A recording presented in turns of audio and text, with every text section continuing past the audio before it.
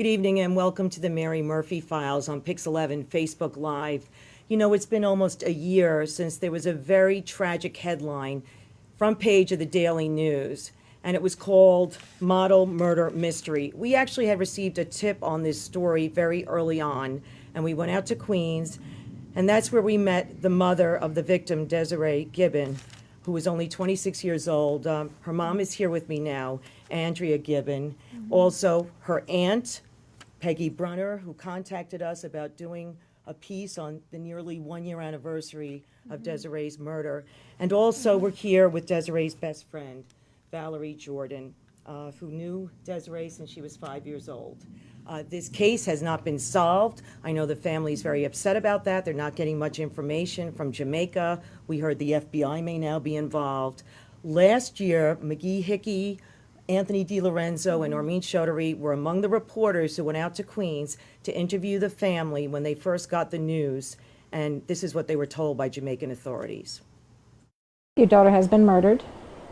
They found her body on Saturday, and they slit her throat. She was found in the bushes up in the country. Desiree's grandparents own a hotel near Montego Bay called Gibbs Chateau. Police were able to identify her body by taking her photo to all the nearby hotels, and one of them turned out to be her family's. The coroner's office is conducting an autopsy to determine the cause of death. She had to have been lured from that hotel because she had nothing on her. She didn't have a purse. Jamaica is a beautiful country, draws a lot of people yearly. However, women, I advise them, do not travel there alone. It can be very dangerous. The men will lure you. These are the final images Gibbon has of her daughter before her death. 26-year-old Desiree Gibbon last seen on surveillance camera. She's casually dressed in shorts, a t-shirt, and flip-flops. At 11:27 on November 23rd, she leaves her room at the Gibbs Chateau in Jamaica, a hotel owned by her family. She goes downstairs, is buzzed out by security, and walks down the driveway. She knew them, and she knew them well. She had not been around them once or twice. She'd been around these people multiple times, probably the 3 weeks plus that she was there. Just 4 days before she was to return home to New York, Desiree's brutalized body was found about 20 minutes away along the roadside. Her throat slashed, bruises found throughout her body and wrists. Those are their words. Chopping wound to neck.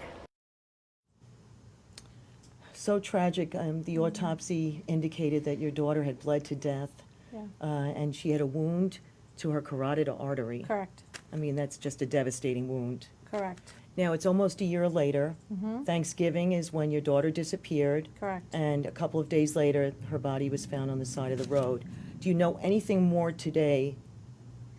We know nothing more today, other than they allegedly did get her iPhone records from the States. And what the detective told me is that it did not prove to be fruitful in the investigation. However, they didn't discuss any numbers with me. They didn't share any numbers with me, so I'm not really sure how they know if anything is relevant or not in those phone numbers. They have said to me the FBI is involved. I have contacted them, and FBI, of course, just says we can neither confirm nor deny that we're involved. So, Do you know why the FBI is involved? I think they elicited the FBI in order to obtain her iPhone records. And I don't know if they're using them for anything more than just that. Did your daughter ever indicate to you she was having trouble with anyone in Jamaica while she was there? She was there almost a month? Almost a month. She had never indicated anything to that fact. In fact, when I spoke to her on Thanksgiving, she says, "Mom, I'm exactly where I'm supposed to be right now." Now, she was raising money, right? Trying to save money? She went down there on vacation initially, and, because she didn't want to ask for money, she says, "Well, I'm here. I can get a job while I'm here." At which point she was looking for jobs in the resorts. She did some bartending up here. And her thinking was, if she made any excess money, she would first support herself with whatever things she needed to buy, not room and board that was covered. But if she could then save any money, she would use it for film school, which she was going to go to starting in September. Right. So, the goal wasn't go down there, earn money, and it would pay her film school. She just thought that if she made any excess money, she would save what she could. Okay. Valerie, how often did you speak to Desiree, and did you have any indication there was something bad about to happen? She was there for 3 weeks, so we spoke every day, 3 times a day. FaceTime audio, text messaging, Instagram. We spoke every day she was down there. Did she ever complain about how anyone was treating her? No, not really. She made a lot of new friends. Everybody was really nice to her. She was meeting new people. She never said anyone was weird. So this is just so strange. She was very beautiful. Do you think anyone may have been jealous of her and set her up? Her whole life, people were jealous of her because she's so beautiful, but like she was like the beauty on the outside doesn't even match how she was on the inside. She was even more beautiful. She was just a nice person. So something very odd happened a couple of months after Desiree was killed, and her aunt, your sister, Right. Peggy, tell us what happened. Well, it was a Sunday evening. I was cooking dinner, and my cell phone rang. I was in the kitchen, and I looked at it, and it said Desi across. That was Desiree's nickname was Desi. So I was kind of like shocked, and I just kind of froze for a minute. Then I answered it, and I was like, "Hello," and there was just dead silent on the end of the phone. And I didn't hang up for at least 2 minutes. I was just like, "Hello, hello, hello." Nobody said anything, and then it disconnected. And then I got another call that same day around 11:46 or 11:43 p.m. I was sleeping, and when I woke up to go and answer it, it had already stopped ringing. I called the number back, and it says this phone is no longer in service. Very freaky. I mean, do you think Yeah. someone was trying to taunt you? Honestly, I don't know. There's some thoughts that go through that maybe it was somebody who knows something who was trying to reach out to a family member to say, I know what happened, but they were scared to say something. I don't know. That was the initial thought. Okay. Now, Ms. Gibbon, when you ask the Jamaican authorities the status of the case, what do they tell you? They tell me that there's nothing new to report. And they told me it was about a month back or 6 weeks back that they wanted to feature her on Crime Stop, which is, I guess, similar to America's Most Wanted. That's a show in Jamaica, West It's a show Indies. in Jamaica, and they said this is our last effort to maybe get somebody to talk. So then I wondered, because they were going to do a reenactment, I'm like, what do you know that I don't know? And essentially what the lady told me was, well, we just know she left the hotel and then she was found in a bush. So I said, that's your whole feature? That's the whole reenactment? And she said yes. So I'm yet to see that Crime Stop show. As I understand, after the season finishes, they may upload it to YouTube. Yeah. Now, your husband, Desiree's father, is from Jamaica. He is We from have Jamaica. a picture of him with your daughter. I believe we do. We have, I know, about 8 pictures that we were able to get. Right. And his family is the one that owns the hotel. Correct. His mother. Correct. So what has the family been able to tell you about your daughter's last 24 hours alive?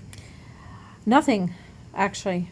I think everybody is so immensely devastated that honestly, her uncle was there at the time.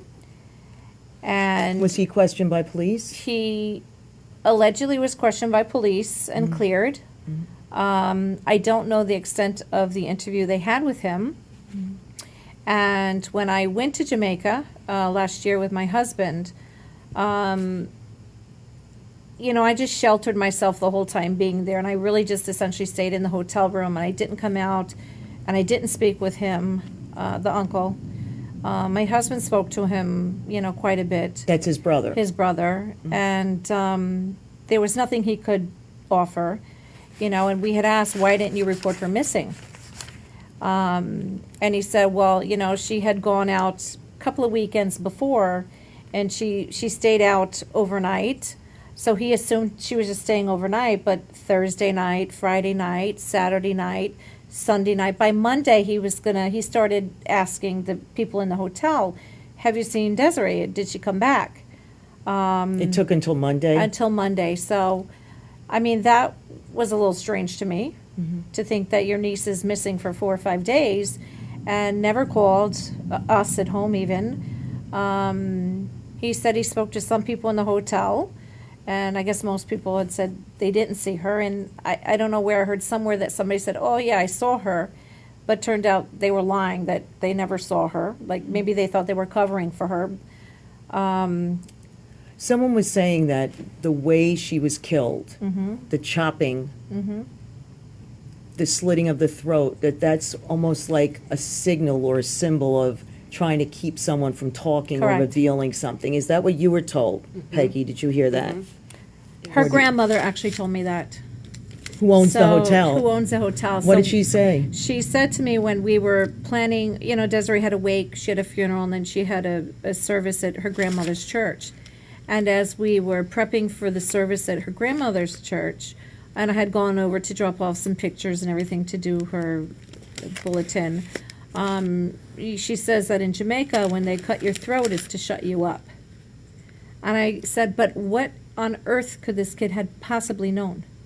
She spoke to everybody she knew on Thanksgiving, whether it was a phone call, a text, a FaceTime, Instagram, Facebook, it didn't matter. She spoke to everybody she knew on Thanksgiving. And gave no indication anything was wrong. To nobody. She, in fact, was very, very happy on Thanksgiving. She felt she was in Jamaica at the right time. Good things were happening. Her friend here in New York had just started a record label. So they had talked about Desiree scouting talent down there because Desiree had a very good eye for artists. And so Desiree's like, oh, that's great. There's a lot of, you know, artists down here that would love to be discovered. And she just felt like something good is happening now. This is the right time. She was so happy on Thanksgiving. So happy. And I even asked her as she was getting ready for dinner. I said, Des, did you do your hair? Did you put makeup on? She said, no, but I'm like, I look all right. And I said, but I always tell you, if you're going to dinner, you know, make yourself nice. She says, no, I'm good. My face is nice and clear. You know, I have no pimples. She was happy. She's a natural beauty. She was just Yeah. happy. Yeah. But she didn't indicate. She spoke to her dad on FaceTime. She connected her great uncle with her dad, who they hadn't seen each other in maybe 20 years on FaceTime. And she had a great day on Thanksgiving. And then when she left the hotel that night, just didn't come back. And she wasn't going anywhere, was not going anywhere. She had no money, no ID, not a dollar, not a bank card. She only had her hotel room key. And she was wearing the flip-flops. And Flip-flops, a bandana on her head, a midriff T-shirt that was, you know, cut up a little bit, and a pair of denim shorts. And you never got the bandana back. Bandana, sunglasses, and one flip-flop are the three missing items on her, and the cell phone. Okay. Valerie, how did you find out what happened? I found out by Desiree's mom. She called me, and when she had called me, she said she had something to tell me, but I was at work, so she asked for me to wait till I get home from work. And then she just basically told me over the phone that they had killed our girl. Were you totally stunned? I mean, it's still hard to believe she's gone. Just doesn't feel real. I still remember the day she told me. And when you heard the details of how she was killed, I just still can't believe it. If you know if to know Desiree is to love her, for someone to hurt her like this, it just doesn't make any sense. do you think that it was something involving jealousy, or do you think someone thought she had information they wanted secret? It could be both, because like I said, her whole life, people were just always jealous of her, but she was just the nicest person ever. Sorry about that. So, but if you do research, they say when they cut someone's throat, it's personal. So I don't know if somebody was trying to hurt her or for a personal reason. It could be just so many ideas go through my head. I don't know. Mm-hmm.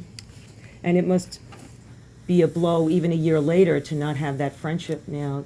That loss must be profound. Yeah, she was my only friend. So just not having her here is very difficult. And why did you feel that you had to be here tonight for this? I just feel that there's so many, if somebody knows something, if you're Jamaican and you're watching this, reach out to your family in Jamaica. It's a year, we don't know anything. I think people are trying to cover it up because if you do research, you can see that 6 people a day are dying in Montego Bay. And tourism, I think, is covering this up, and they don't want to help us because they still want to keep making profit off people traveling to Jamaica. And everybody needs to know it's not safe in Jamaica.